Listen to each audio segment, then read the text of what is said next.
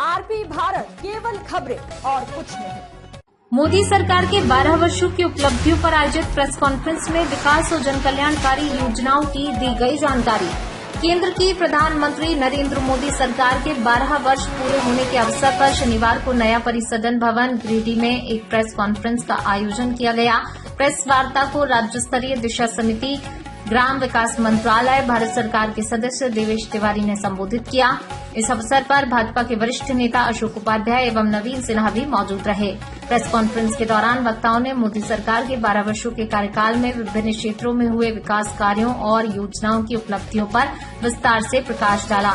उन्होंने कहा, 2014 से अब तक केंद्र सरकार ने गरीब, किसान, महिला और युवा वर्ग के सशक्तिकरण को प्राथमिकता देते हुए कई ऐतिहासिक योजनाओं को धरातल पर उतारा है।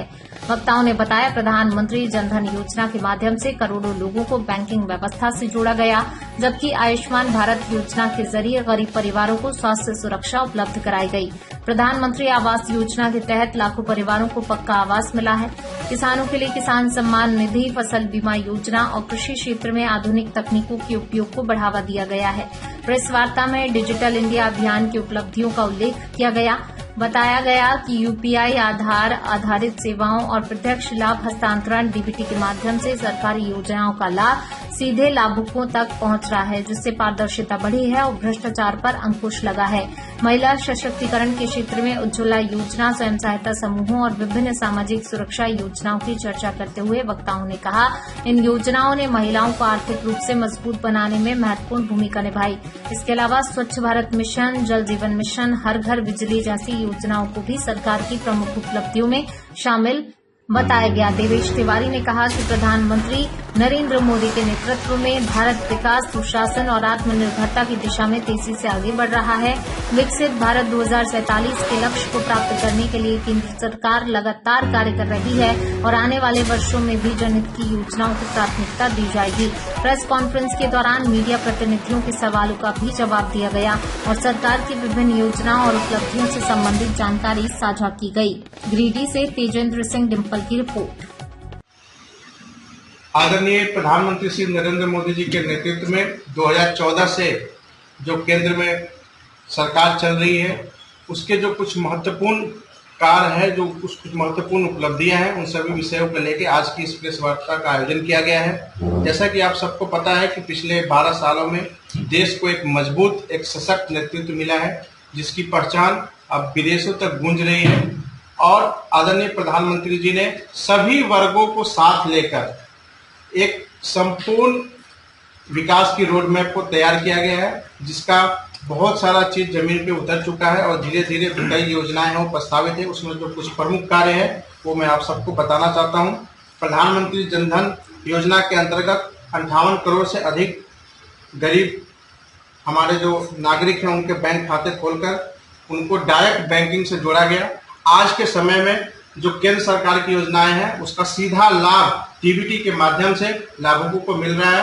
पहले जो बिचौलिए थे, जो कट मनी, कमीशन मनी चलते था योजनाओं में, वो अब पूर्णतः बंद हो चुका है। डीबीटी के माध्यम से जो लाभुक है उनके खाते में सीधा पैसा आ रहा है। डिजिटल इंडिया यूपीआई की क्रांति के माध्यम से भारत विश्व में डिजिटल भुगतान का अग्रणी राष्ट्र बना है।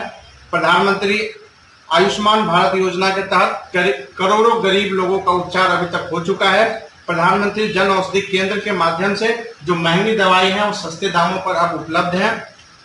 प्रधानमंत्री आवास योजना के अंतर्गत अब तक 4 करोड़ से अधिक गरीब परिवारों को पक्का मकान उपलब्ध कराया जा चुका है। स्वच्छ भारत मिशन के तहत 12 करोड़ से अधिक शौचालयों का निर्माण हो चुका है। प्रधानमंत्री उज्ज्वला योजना के माध्यम से 11 करोड़ महिलाओं को निःशुल्क गैस कनेक्शन उपलब्ध कराया गया है। प्रधानमंत्री किसान सम्मान निधि के माध्यम से प्रति वर्ष 6,000 रुपए किसानों के खाते में डायरेक्ट उपलब्ध कराया जा रहा है। आप देखिए, पूरे देश भर में राष्ट्रीय राजमार्ग का जाल बिछ चुका है।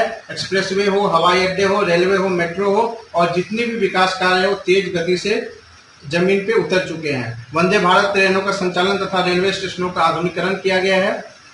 लगभग 80 करोड़ नागरिकों को निःशुल्क खाद्यान्न उपलब्ध कराया जा चुका है और ये प्रक्रिया सतत जारी है। 3 तलाक जैसी कुप्रथा को समाप्त कर मुस्लिम महिलाओं को न्याय दिया गया। नारी शक्ति वंदन अधिनियम के तहत महिलाओं को राजनीतिक प्रतिनिधित्व देने की दिशा में ऐतिहासिक कदम उठाया गया। अनुच्छेद 370-35 से हटाकर जम्मू कश्मीर का पूर्ण एकीकरण सुनिश्चित किया गया। अयोध्या में भव्य श्री राम मंदिर का निर्माण एवं प्राण प्रतिष्ठा संपन्न कराई गई। राष्ट्रीय सुरक्षा, आतंकवाद पर जीरो टॉलरेंस, सर्जिकल स्ट्राइक और ऑपरेशन सिंदूर जैसे अभियान चलाकर आतंकवाद को कड़ा जवाब दिया गया। नक्सल मुक्त भारत 23 मार्च 2026 को भारत से नक्सलवाद का पूर्णतः सफाया हो चुका है। ज्ञान, गरीब, युवा, अन्नदाता और नारी शक्ति पर विशेष ध्यान केंद्र सरकार की है। झारखंड में देवघर में एम्स की स्थापना कराकर यहां के लोगों को विश्व स्तरीय स्वास्थ्य सुविधा उपलब्ध कराया गया है। आज लाखों लोग झारखंड में एम्स के माध्यम से, झारखंड ही नहीं, झारखंड के अगल बगल के राज्य के लोग भी यहां एम्स में अपना इलाज करा रहे हैं, जो कि यहां के लोगों के लिए एक वरदान है।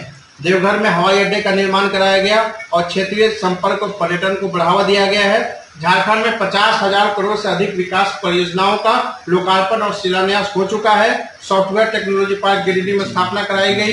झारखंड में आज पूरे सभी जिलों में नेशनल हाईवे का जाल बिछ चुका है।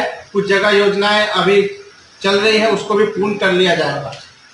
इसी झारखंड की धरती से आदरणीय प्रधानमंत्री जी ने जनजातीय आदिवासी न्याय महाअभियान पीएम जनमन का शुभारंभ किया, जिसका उद्देश्य विशेष रूप से कमजोर जनजातीय समूह का सर्वांगीण विकास है।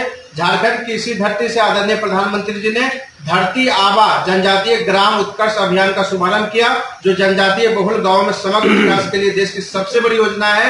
झारखंड में 50,000 करोड़ की योजना अभी चल रही है।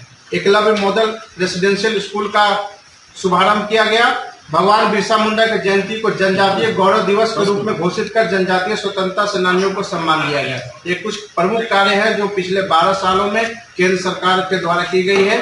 और यहाँ झारखंड के अंदर आदरणीय प्रधानमंत्री जी ने विशेष रूप से यहाँ के जनजातीय समुदाय के लोगों के लिए कई योजनाएं चला रखी है। स्कॉलरशिप की योजना हो या एकलव्य रेसिडेंशियल मॉडल का हो, या आप उनकी संपूर्ण विकास के लिए जो पीएम जनमन चलाया जा रहा है, तो ये कुछ प्रमुख योजना। तो क्या लगता है सर कि राज्य सरकार निर्माण का भरोसा लाल स्टील TMT बार्स, हर निर्माण के लिए उपयोग। लाल स्टील TMT बार्स, रिश्ता मजबूती।